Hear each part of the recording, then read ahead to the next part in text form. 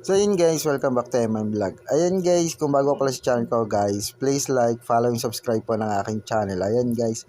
So dito nagluto tayo ng simpleng beef steak lang. Ayan. So yung beef steak na to guys, medyo patuyo to, no? Ayan. So tara guys, simulan na natin, no? At dito ay meron tayong isang manok rito na 100 pesos lang. Tapos itong sibuyas na ginahit ko lang ng pabilog. Ayan.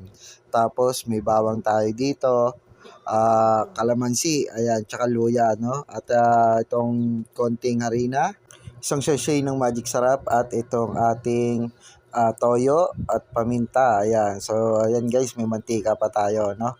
Ayan, so yan lang ang kailangan natin dito, no? At para makapagluto tayo.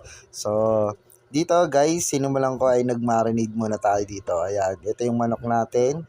So, lalagyan natin to ng kalamansi, yung apat na nakita nyo kanina.